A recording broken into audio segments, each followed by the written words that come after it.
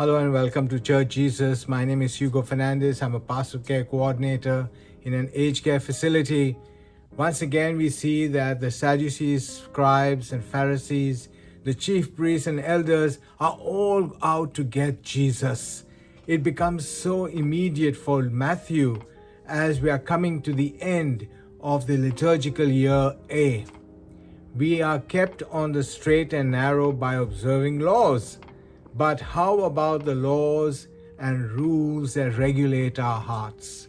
Remember, Jesus talks about giving to Caesar what belongs to Caesar and giving to God what belongs to God.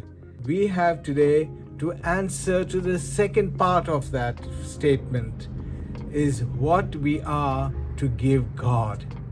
So if we believe that God is all love, then the question is asked, do we love? So today we have 3 points for reflection.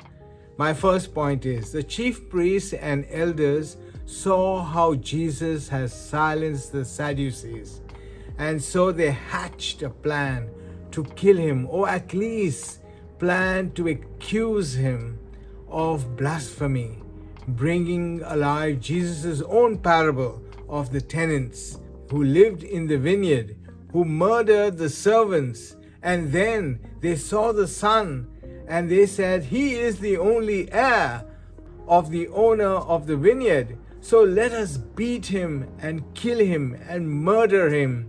And then they threw him out of the vineyard. Jesus does not distinguish himself from other Jews. Like any Jew, he knew the law of Moses. The leaders, the religious leaders, knew of any rabbi who was progressive enough, who would flaunt the laws and mislead the masses. They would accuse them of blasphemy. And so, no one trusted each other anymore.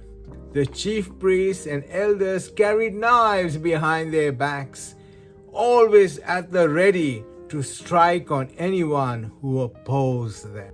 Jesus was just another rabbi for them, who they wanted to slew because they lived a comfortable life in the hands of the Romans.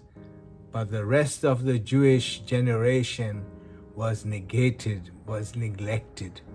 They loved to hang huge burdens on the shoulders of men and women who wanted nothing but the reparation of God.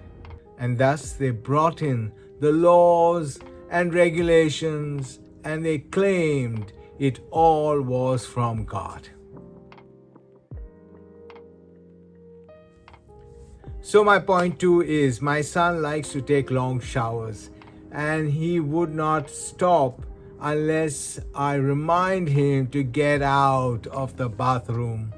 I feel ashamed to do that because I think he should have learned these good attitudes from a Catholic school which I put him in, and that justice starts from small things we do, like not wasting water, or helping others, or saving time, helping others who are struggling in class, or respect for teachers. My son did not understand how is it related to justice. And I explained to him that justice is not only found in big projects, but also in everyday choices we make. For example, when we are in the shower, it is unjust to use more water than is needed because we take into consideration all those people who do not get clean water. We are only stewards of the earth, and it is just to take care of it. In the great sphere of things, nothing really belongs to us. The two sides to love or justice should always be love of God and love of neighbor. So my point 3 is, the Pharisees said to Jesus, "Teacher," they still called him teacher, "Teacher, which is the greatest commandment in the law?"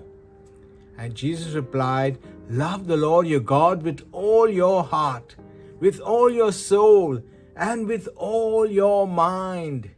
This is the first and greatest commandment. And the second is like it. Love your neighbor as yourself."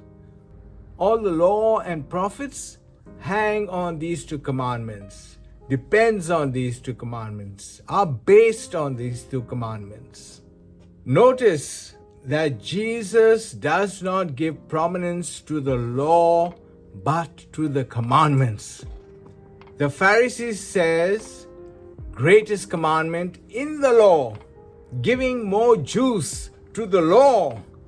But Jesus gives more juice to the two commandments, loving of God and loving of neighbor, which the law and prophets depend on, hang on, based on. By this, Jesus is commanding justice and love must be the premise of all laws and regulations. So where does the church stand in this situation? Do they make laws and regulations and then tell you to obey it, irrespective of showing love and justice? Or our country, where does it make its laws from? Perhaps it's a good time to reflect on and ask ourselves, is this law made with love and justice? Or is it made to deprive others of their need? The people of Israel and the people of today's world had a dilemma to solve.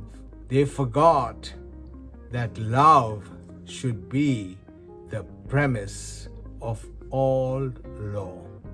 Amen. Amen. Amen.